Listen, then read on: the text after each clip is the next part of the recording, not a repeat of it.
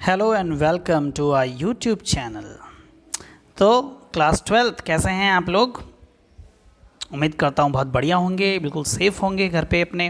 ठीक है, तो चलिए हम लोग हमारा जो चैप्टर पढ़ रहे थे लॉस्ट स्प्रिंग बाय अनीस जंग। ठीक है, अनीस जंग के द्वारा रिटर्न चैप्टर हम लोग पढ़ रहे थे, जिसके अंदर जो हमारा फर्स्ट पार्ट था हम लोगों ने उसमें साहिब आलम द यूनिवर्स ऑफ लॉर्ड उसके बारे में डिस्कशन किया था।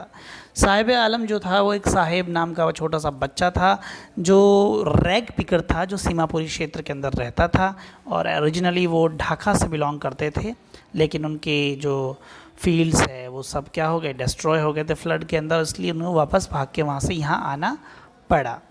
तो इस तरीके से हमने पढ़ रहे थे कंटिन्यूस कि किस तरीके से जो स्प्रिंग को यहाँ पर क्या किया गया है, यौवन के साथ, बच्चे पालपन के साथ, जो यंग एज होती है उसके साथ क्या किया गया है, एसोसिएट किया गया है, जोड़ा गया है, उसको द्वारा बताया गया है।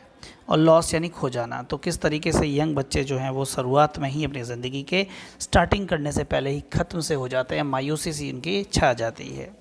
तो सेकंड पोर्शन जो हम लोग पढ़ रहे थे मुकेश के बारे में, जो एक कार मैकेनिक बनना चाहता था, का ऑटो मैकेनिक बनना चाहता था और वो सीखना चाहता था उसके बारे में।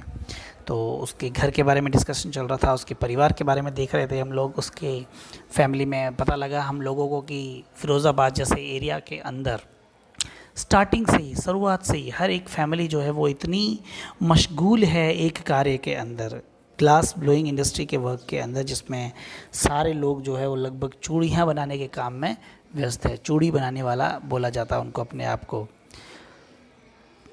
उस समय से वहाँ पर कितना उनके लिए बुरा रहा है, ये समय कितना डिफ़िकल्ट रहा है कि छोटे छोटे बच्चे वहाँ जॉब करते हैं, उनकी आइज़ जो है वो बिल्कुल ख़राब हो चुकी है during that.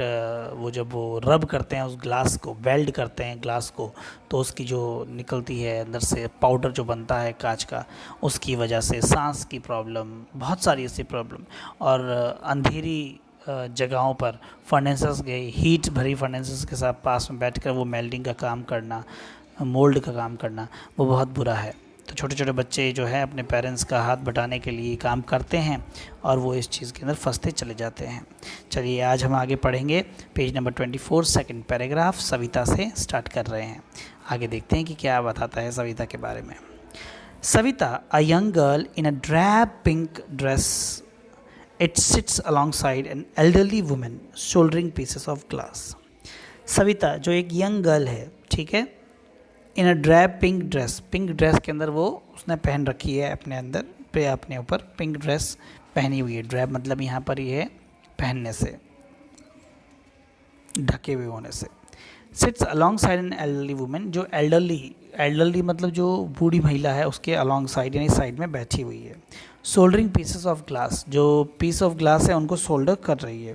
As a hands move mechanically like the tongs of a machine, उसके हाथ जो है वो इतने मैकेनिकली काम कर रहे हैं, एफर्टलेसली काम कर रहे हैं, जैसे कि किसी मतलब मशीन तो नहीं है कहीं, ये ह्यूमन मशीन तो नहीं है जिसको देख के ऐसा लगा है कि ह्यूमन है, मगर वो काम जैसे करती है, उसके काम ऐसा लगता है कि वो एक मशीन है। She is like a machine to work, बहुत ही सिस्टमेटिक तरीके से।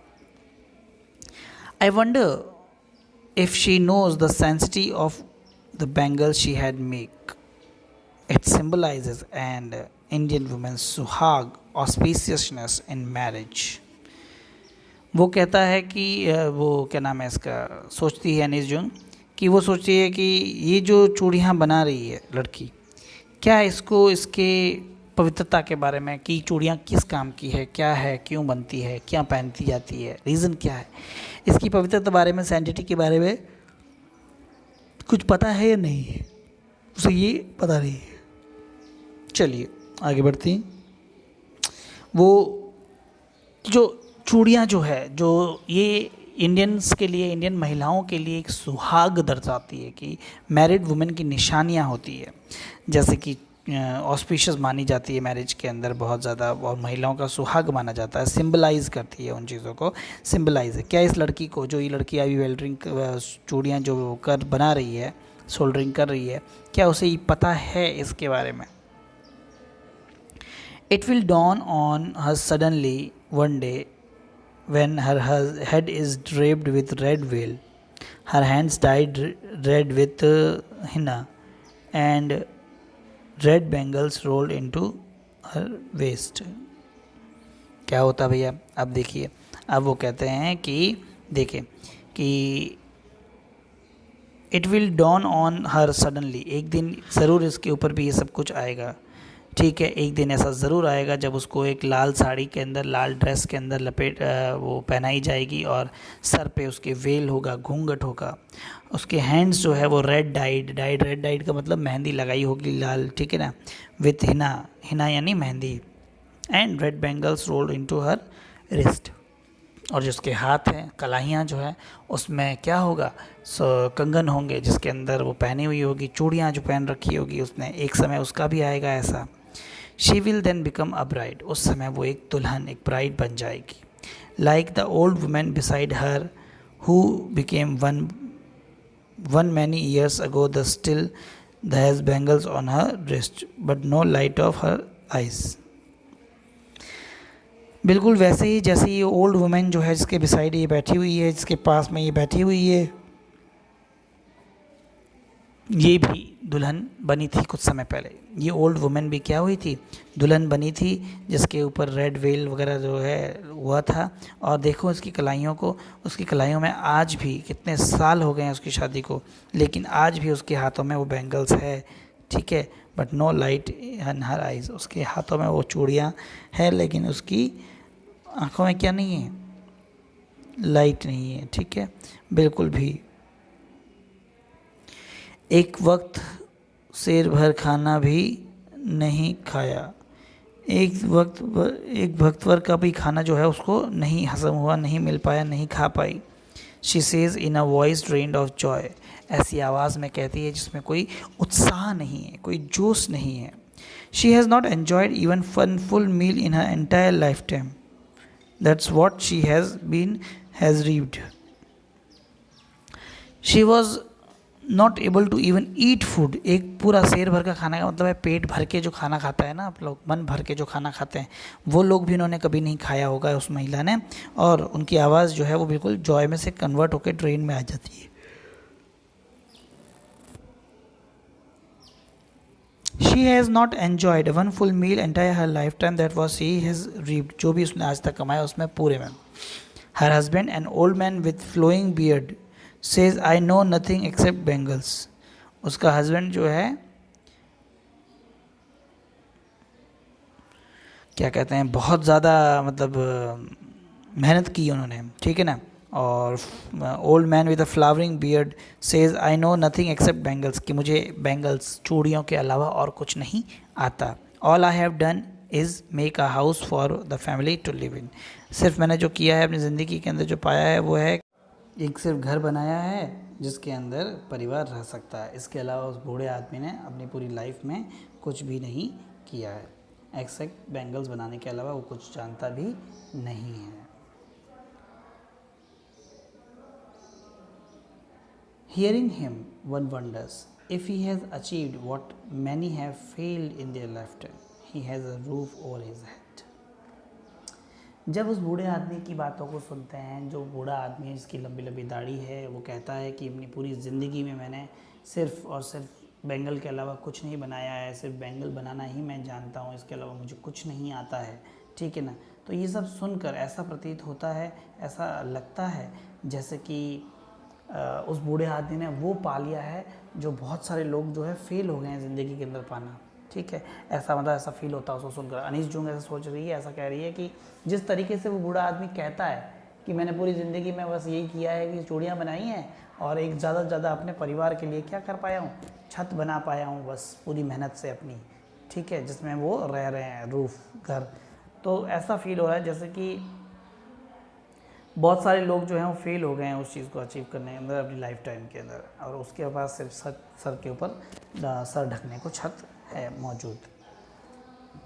The cry of not having money to do anything except carry on business of making bangles, not even enough to eat, rings in every home.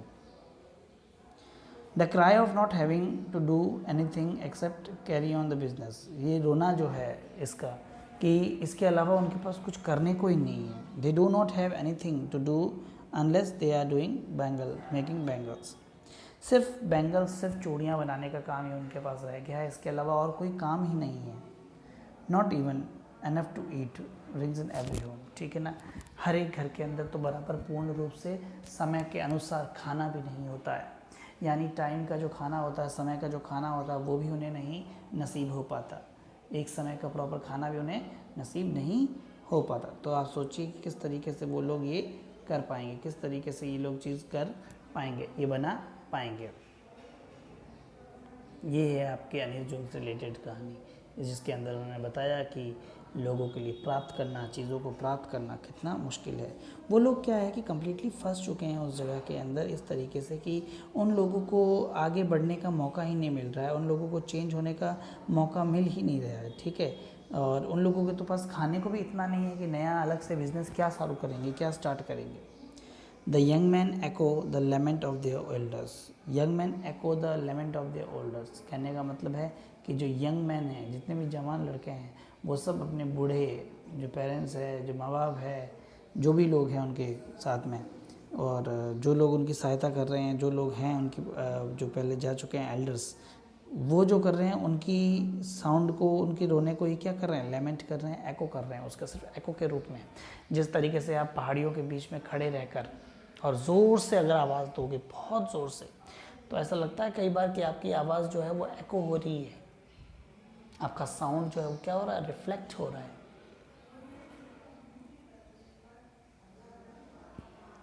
वापस हमें सुनाई देता है. उसी तरीके से यहाँ पर भी यही हुआ कि जो बूढ़े लोगों के जो यंग मैन हैं, उनके जो पेरेंट्स ने किया है, जो उनका रोना धोना था, उसी को वो लोग आगे कंटिन्यू कर रहे हैं और लेमेंट कर रहे हैं अपने उस एको की तरह. Little has moved with time it seems in Firozabad. Little has moved with time. कुछ चीज़ें जो है समय के साथ शायद परिवर्तन हुई है. इट सीम्स इन फिरोज़ाबाद में ऐसा देखने को मिलता है. Years of mind numbing toil have killed all initiative and other inability of to dream. Years of mind जो नेवलिंग है उसका नंबिंग, बिल्कुल ठीक है ना. तो ईयर्स बीत जाते हैं, सालों बीत जाते हैं, माइंड नंबिंग का टॉयल, कि इतना सारा काम, टॉयल यानी इतनी कड़ी मेहनत करते करते करते करते थक जाना कि दिमाग काम करना बंद कर दे, नम पड़ जाए बिल्कुल. Have killed all initiative and ability to dream. उस चीज़ ने क्या किया, इतना काम करना पड़ता था कि वो दिमाग से पागल से हो जाते थे, सुन्न हो जाते थे. और इस चीज़ ने क्या किया कि जो उनकी एबिलिटी है स्वप्न देखने की, जो इनिशिएटिव है मेहनत करने की, वो खत्म सी हो जाती है, गायब हो जाती है. Why not organise yourself into a cooperative. अपने आप को एक कोऑपरेटिव में क्यों नहीं कन्वर्ट करते आप लोग? आप एक कोऑपरेटिव संस्था के रूप में काम क्यों नहीं करते हो? किस तरीके से? I ask a group of young man who have fallen into the vicious circle of middle man who trapped their fathers and forefathers. Why not recognize yourself into a cooperative? कहने का मतलब है कि अपने आप को एक संस्था रूपी क्यों नहीं बना लेते आप लोग? यंग मैन से मैंने पूछा, कहा, ठीक है ना, क्यों आप लोग इस विशेष यानी खतरनाक जो सर्कल है जिसके अंदर आप फंस रहे हो, इसके अंदर क्यों फंसे हुए हो? ठीक है, आपको ये रियलाइज़ होना चाहिए. ये जो मिडिल मैन होते हैं, जो बिचौलिए होते हैं, जो आपको काम दिलवाते हैं, वो आधा पैसा खुद खा जाते हैं वगैरह सब, इन लोगों में क्यों फंस गए हो आप? Who trapped theirs father and forefathers. कौन है ऐसा जो इनके पेरेंट्स को और उनके फोर फादर्स को भी ट्रैप किया है उसने? ठीक है, तो ये चीज़ इसके बार बार कही जा रही है, फादर्स, फोर फादर्स.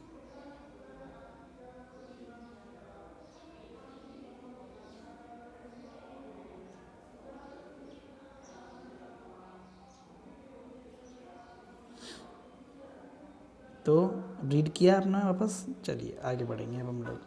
तो ऑर्गेनाइज होना चाहिए, वो कहती है उनको, फोर फादर्स के, आपके फादर्स और फोर फादर जिसमें फंसे हुए थे उस चीज़ को ऑर्गेनाइज होना चाहिए जो ट्रैप में फंसे हुए थे. Even if we get organized, अगर हम लोग ऑर्गेनाइज भी हो जाएं, we are the ones who will be hauled by the police, beaten and dragged to jail for doing something illegal. They say जितने भी यंग बॉयज़ हैं वो मिलकर कहते हैं कि अगर हमने ये कोशिश भी कर ली कि हम ऑर्गेनाइज हो जाएं और हम हाउल करें उनके प्रति, चिल्लम चिल्ली या कोई रोष प्रकट करें उन लोगों के प्रति, ठीक है, तो हम फंसेंगे। कैसे फंसेंगे कि जो पुलिस है वो हम लोगों को पीटेगी और इवन ड्रैग, खींचेगी, घसीटेगी और जेल में भी डाल देगी। क्यों डाल देगी? कि हम लोगों ने कुछ इलीगल किया है, हमने एक इलीगल कार्य किया है, इस वजह से ऐसा कह के वो हमें जेल में डाल देंगे। दे से, ठीक है, there is no leader among them, उनके बीच में कोई लीडर नहीं था। There is no leader among them, कोई भी प्रकार का लीडर उनके बीच में नहीं था। No one who could help them sees things differently, और जो लोग उनकी हेल्प कर सकते हैं, नो वन कुड हेल्प नहीं करते हैं, वो लोग बिल्कुल भी डिफरेंटली चीज़ों को नहीं कर पा सकते। Their fathers are as tired as they are, वो लोग भी जितने ही थके हुए जितने कि उनके पेरेंट्स, जितना कि उनके पेरेंट्स थक चुके हैं इस काम को करते करते, उनके पेरेंट्स इतने परेशान हो चुके हैं कि वो लोग भी उतना ही परेशान हो चुके हैं, ख़त्म से हो चुके हैं। They talk endlessly in spiral that moves from poverty to apathy to greed and to injustice. वो लोग क्या करते हैं, बात करते हैं एंडलेसली, यानी कंटिन्यूस बात करते हैं अबाउट द स्पायरल, उस स्पायरल के बारे में जिसमें वो फंसे हुए हैं, जिसमें वो कैद हो चुके हैं, उस पूर्ण रूप से उस पूरी बातों का उसमें कैद हो गए हैं, उस पॉवर्टी के अंदर जिसमें वो हिल नहीं सकते, उस एपैथी के अंदर, ग्रीड और इनजस्टिस में। कम्प्लीटली एक इनजस्टिस उनके साथ हो रहा है, एक ग्रीड उनके साथ फैली हुई है, उस ग्रीड के अंदर वो कम्प्लीटली फंस चुके हैं और उस फंसे हुए चीज़ के अंदर वो वापस नहीं निकल सकते। Listening to them, I see two distinct worlds. उनको सुनते हुए मुझे दो अलग अलग विश्व दिखते हैं, दो अलग अलग चीज़ें दिखती है, दो अलग अलग देश दिखते हैं, दो अलग अलग दुनिया दिखती है। One of the family caught in a web of poverty, burdened by the stigma of caste in which they are born. एक ऐसा परिवार, जो एक ऐसा फैमिली जो एक ऐसी जगह, एक ऐसे जाल में फंस चुकी है जो पॉवर्टी के अंदर है, जो burden by the stigma of caste, जो अपनी उस जाति, चूड़ी बनाने वाले की जो जाति है, उस जाति के अंदर दब चुकी है, in which they are born. The other a vicious circle of साहूकार्स, middle man and the police man. और दूसरा क्या है? दूसरा है उन लोगों का वर्ल्ड जो है साहूकार लोग, जो एक ऐसा चक्रव्यूह बना के बैठे हुए हैं जहाँ पर मिडिल मैन, साहूकार, पुलिस वाले और keepers of the law, bureaucrats, जो बड़े बड़े लोग हैं, जो ब्यूरोक्रेट्स हैं, और पॉलिटिशियंस, ये सभी लोग मिलकर इन लोगों को लूटते हैं, इन लोगों को बर्बाद करते हैं। Together they have impose the baggage on the child that he can not put down. इन सब ने मिलकर एक ऐसा बड़ा भार, एक ऐसा वज़नदार भार, बैगेज जो है, लोड जो है, इन बच्चों पर डाल दिया है, जिनको वो हटा नहीं सकते, जिनको वो नीचे रख ही नहीं पाते हैं। Before he is aware he accepts it as a naturally as his father. Before aware, कि वो जागरूक हो इस चीज़ के प्रति, वो पहचाने इस चीज़ को, उससे पहले ही क्या हो गया, नेचुरली वो उन अपने फादर्स की तरह एक्सेप्ट कर लेता है उन चीज़ों को, जिस तरीके से उनके पिता जो एक्सेप्ट कर लेते हैं, वो लोग भी एक्सेप्ट कर लेते हैं naturally. To do anything else would mean to dare, कुछ और करना मतलब एक डेयर करना, एक डेयरिंग कार्य करना। And daring is not part of his growing up, और डेयरिंग जो है उनके ग्रोइंग अप की पार्ट ही नहीं है। कहने का मतलब है कि जैसे उनको बड़ा किया जाता है, जो उनका पालन पोषण किया जाता है, उस पालन पोषण के अंदर जो डेयरिंग है वो बिल्कुल शो ही नहीं होती, जो डेयरिंग है वो दिखा ही नहीं सकते, क्योंकि उनको सिखाया ही नहीं गया है कि अपने हक के लिए, अपने अधिकारों के लिए लड़े। ऐसा कुछ उनको ज़िंदगी में सिखाया ही नहीं गया जब वो बड़े हुए हैं। When I sense a flash of it in Mukesh, I am cheered. जब मैं मुकेश को देखती हूँ, मुकेश को देखकर ऐसा फील करती हूँ कि एक चमक, एक बिजली जो है इस मुकेश के अंदर है, ये जो एक चमक है, ये मुकेश जो है ज़रूर कुछ ना कुछ ऐसा कर पाएगा कि वो अपने आप को और अपने लोगों को इनमें से निकाल पाएगा। तो मुझे खुशी सी महसूस होती है। I want to be a motor mechanic, he repeats, वो बार बार कहता है कि मैं एक मोटर मैकेनिक बनना चाहता हूँ। I want to be a motor mechanic, कि किसी तरीके से मैं मोटर मैकेनिक बन जाऊँ, मोटर मैकेनिक बन के और उस चीज़ को अलग करूँ, ऐसा उसका मानना है, ऐसा उसकी सोच है। वो बार बार इस चीज़ को रिपीट करता है। He will go to a garage and learn, वो कहता है कि वो एक गैरेज में जाएगा जहाँ सीखने का काम होता है और वहाँ लर्न करेगा कि किस तरीके से गैरेज के अंदर गाड़ियाँ ठीक हो रही है या मैकेनिक का काम हो रहा है। But the garage is a long way from his home, लेकिन एक गैरेज जो है वहाँ तक पहुँचना उसके घर से एक बहुत लंबा रास्ता है। I will walk, he insist, वो कहता है कि मैं चलूँगा चाहे कितना भी लंबा क्यों ना हो रास्ता, मैं ज़रूर इस राह को तय करूँगा, इस राह पे चलूँगा। Do you also dream of flying a plane, क्या तुम हवाई जहाज़ प्लेन उड़ाने का सपना भी देखते हो? क्या तुम्हारे स्वप्न में एक ऐसा सपना भी है जिसके अंदर तुम हवाई जहाज प्लेन जो है वो उड़ा रहे हो? He is suddenly silent, no he says, वो कहता है नहीं। Staring at the ground, ground में देखते हुए। In his smaller murmur there is an embarrassment that has not yet turned into regret. उसके स्मॉलर मरमर के अंदर वो छोटा थोड़ा सा यूँ बड़बड़ाता है, उस बड़बड़ाहट में एक एम्बेरसमेंट, एक शर्म सी दिखती है जो अभी तक रिग्रेट, पछतावे में नहीं बदली है। He is content to dream of cars that he sees hurtling down the streets of his town. Few airplanes fly over Firozabad. वो कहता है कि he is content of dream, उसका जो ड्रीम सपना है जो है वो कंटेंट है, संतुष्ट है अपनी कार के सपनों तक ही, कार के स्वप्न देख के ही वो संतुष्ट है कि कार के स्वप्नों तक ही, कि वो अपने शहर के अंदर देखता है बहुत सारी कारें जो है वो वहाँ पर उड़ती है, ठीक है, चलती है, और वहाँ पर प्लेन्स जो है वो बहुत ही कम मात्रा में उड़ती हुई नज़र आती है फिरोज़ाबाद के ऊपर से। फिरोज़ाबाद से बहुत ही कम ऐसे प्लेन हैं जो उड़ते हैं, इसीलिए वो उनके स्वप्न नहीं देखता, उस चीज़ के बिल्कुल भी स्वप्न वो उसमें नहीं है, वो संतुष्ट है जो वो पाना चाहता है। तो देखें किस तरीके से आपका मुकेश जो है वो कोशिश कर रहा है। एक दिन ऐसा आएगा जब अनीश जूम के द्वारा लिखी गई इस कहानी के अंदर जो मुकेश है वो ज़रूर अपनी शायद मेहनत करके अपने इच्छाओं को पूर्ण करना चाहता है और कोशिश करना चाहता है कि किसी तरीके से वो इस जगह से, इस विशेष सर्कल जो है यहाँ से निकल सके और अपने आप को आज़ाद कर सके यहाँ से और प्राप्त कर सके जो वो चाहता है। तो आपने देखा इस पूरे चैप्टर के अंदर हम लोगों ने ये देखा है कि किस तरीके से लोग जो है वो इस ऐसी कंडीशंस के अंदर फंस चुके हैं या इस तरीके की उनकी कंडीशंस, मजबूरी हो गई है कि उन लोगों को ये कार्य करने पड़ रहे हैं। मगर इसके लिए गवर्नमेंट को थोड़ा जागरूक होना पड़ेगा। ये ऐसे मुद्दे हैं जो दिखते नहीं हैं लेकिन वाकई में बहुत ज़्यादा सत्यार्थ से भरे हुए हैं। वाकई में ही इस तरीके की जो प्रॉब्लम्स है वो हमें देखने को मिलती है इन छोटी छोटी जगहों पर, जहाँ मिडलमैन, साहूकार, पुलिस वाले जो है वो उन गरीबों का ही क्या करते हैं, दमन करते हैं, उनको ऑप्रेस करते हैं उस काम के लिए।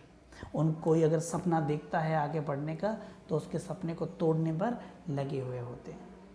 इस चैप्टर की वजह से डेफिनेटली कुछ ना कुछ रेवोल्यूशनरी चीज़ तो ज़रूर हुई होगी या हुई है, जिसमें काफ़ी सारी चीज़ें जो है बदली है। लोग अपने हक, अपने अधिकारों को समझने लगे हैं। अब वो लोग कोशिश कर रहे होंगे। आज भी आपने देखा होगा कि आज की तारीख में भी बहुत सारे ऐसे गांव, शहर, एरियाज़ हैं कुछ जगहों पर जहाँ बंधुआ टाइप की मजदूरी या इस तरीके के बिचौलियों के दो जाल में फंसे हुए लोग बैठे हुए हैं। कभी ना कभी कोई ना कोई मुकेश उनके पास भी ज़रूर आएगा जो शायद हो सकता है कि अपनी राह को खोले। ठीक है, तो उम्मीद करता हूँ कि आपको ये चैप्टर काफ़ी समझ में आया होगा, इंटरेस्टिंग लगा होगा और मज़ा आया होगा पढ़ के, समझ के। ठीक है, तो ये ट्रू फॉल्स है जो आप सॉल्व करने हैं आप लोगों को। एंड अलॉन्ग विद दैट ये जो क्वेश्चन आंसर्स है, why did Sahib family settle at Seemapuri, Seemapuri में क्यों सेटल हुई साहिब की फैमिली, है ना, इस तरीके के सारे क्वेश्चन एंड आंसर्स को अच्छे तरीके से पढ़िएगा, अच्छे तरीके से रीड कीजिएगा, राइट कीजिएगा, अपनी नोटबुक्स कॉपीज़ के अंदर फिल कर दीजिए ताकि आसानी से ये सारा काम हो सके और जल्द से जल्द हम लोग हमारा वर्क पूरा करके और आ सकें। क्योंकि जब स्कूल्स खुलेंगे, जब स्कूल्स ओपन होंगे तो हम लोग सीधा कॉपीज़ पर भी आएंगे और टेस्ट स्टार्ट करेंगे। तो आप लर्न करते रहिए साथ साथ और अपने चीज़ों को पढ़ते रहिए। कुछ एक्टिविटीज़ जो दी गई है आपको पीछे वो भी ज़रूर कीजिएगा। हिंदुस्तान न्यूज़ के लिए आप एनालिटिक्स एक रिपोर्टर की तरह रिपोर्ट लिख सकते हैं, रिपोर्ट प्रिपेयर करना है। चाइल्ड लेबर पर और कंपलसरी एलिमेंट्री एजुकेशन के ऊपर आप लोगों को टीचर के द्वारा डिस्कशन बोला गया है, बट आप डिस्कशन ना करके इसके ऊपर आर्टिकल लिख सकते हैं, मुझे बता सकते हैं। ठीक है, चलिए अब हम आज हमारा ये जो 4th चैप्टर है ये भी कंप्लीट हो गया है और नेक्स्ट चैप्टर पर मिलेंगे हम लोग। Until then, have a good day, take care and stay at home, stay safe.